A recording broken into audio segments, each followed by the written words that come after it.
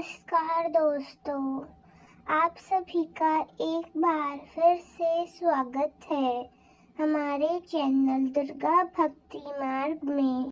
आज मैं आप सभी को सुनाऊंगी वैशाख माह में सुनी जाने वाली राम लक्ष्मण की कहानी। एक समय की बात है, किसी गांव में एक जाट और जाटनी रहते थे। वे बहुत गरीब थे। जाट हर रोज कमाने जाता, परंतु बड़ी मुश्किल से एक वक्त की रोटी का इंतजाम हो पाता था। जाटनी समझदार थी। वैशाख का महीना आया तो जाटनी जाट से बोली, मैं आपको 4 रोटी बनाकर दूंगी। आप नदी के किनारे जाना, वहाँ भगवान राम और लक्ष्मण आते हैं। आप वहाँ जाकर कहना, राम बड़े लक्ष्मण छोटे, वह बैठे अम्बे की डाली, वह बैठे चंपे की डाली। माटी का दशरथ बनावे, माखन मिश्री का भोग लगावे। आधी परिक्रमा घर को आवे।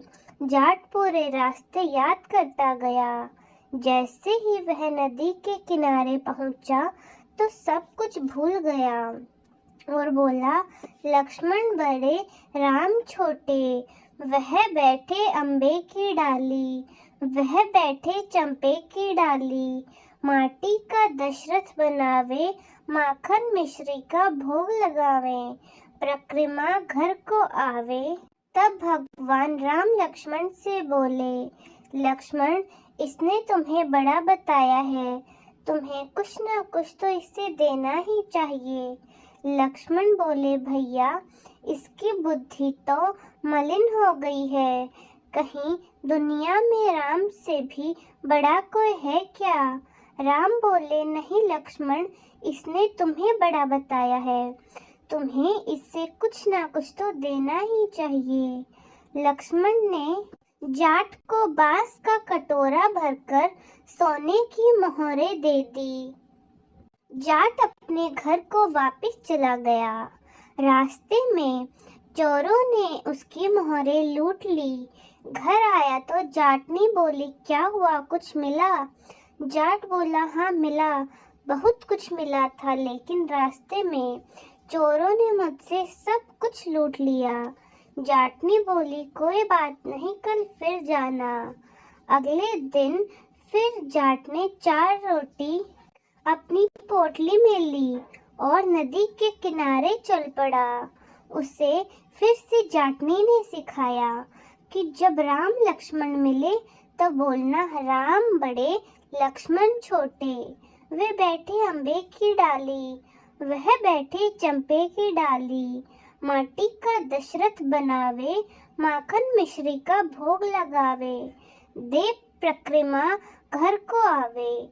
जाट वापस से पूरे रास्ते यह याद करता हुआ गया। फिर वह नदी के किनारे पहुंचा तो सब कुछ भूल गया और बोला, लक्ष्मण बड़े राम छोटे, वह बैठे अम्बे की डाली, वह बैठे चंपे की डाली। माटी का दशरथ बनावे, माखन मिश्री का भोग लगावे। दे परिक्रमा घर को आवे।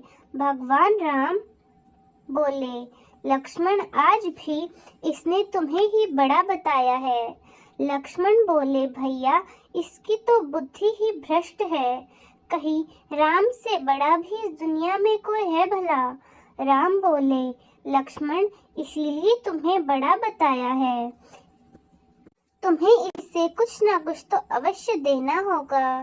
लक्ष्मण ने उसे सोने की एक ईंट दे दी और जाट वापस अपने घर की ओर चला। रास्ते में फिर से उसे चोरों ने लूट लिया। घर आया तो जाटनी ने पूछा, क्या हुआ, क्या आज कुछ मिला? जाट बोला, मिला तो था, आज भी बहुत कुछ था, लेकिन चोरों ने मुझे फिर से लूट लिया। जाटनी ने पूछा, तुमने क्या कहा था?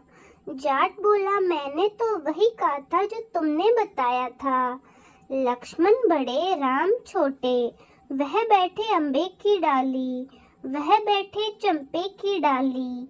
माटी का दशरथ बनावे, माखन मिश्री का भोग लगावे।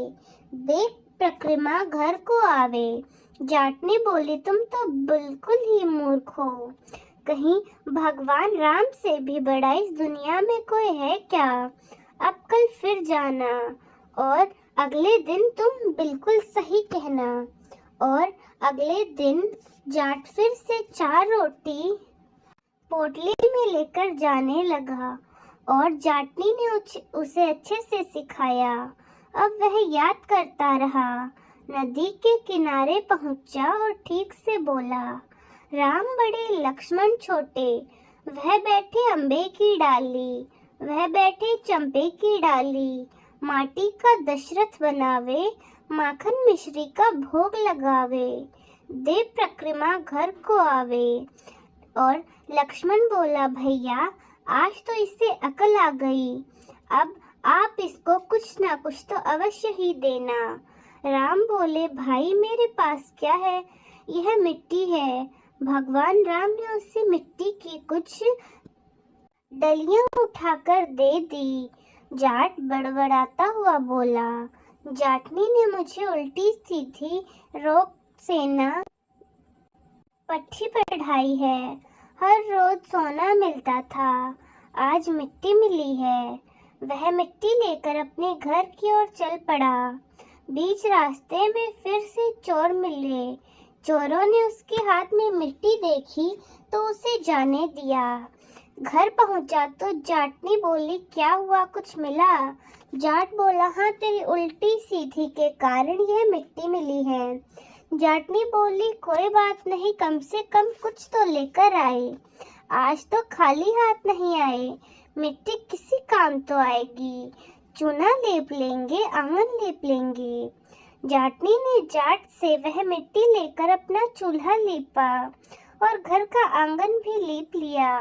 बची हुई मिट्टी की डली तुलसी के पौधे के पास रख दी। रात हुई और वे दोनों सो गए। सुबह उठकर जाटनी ने देखा, उसका घर हीरे मोतियों से जगमगा रहा था। मिट्टी की डली सोने में बदल गई थी। अब उनके दिन ही बदल गए। उनके घर में चारों ओर सोना ही सोना था, हीरे जवाहरात मोती सब कुछ था। हे भगवान राम, जैसे आपने जाट जाटनी की सुनी वैसे सबकी सुनना। कहानी कहने वाले, सुनने वाले और हुकारा भरने वाले सबकी मनोकामनाएं पूर्ण करना। तो दोस्तों, कैसी लगी आपको हमारी आज की यह कहानी? कमेंट्स में ज़रूर बताएं। तो प्रेम से बोलिए जय श्री राम। धन्यवाद।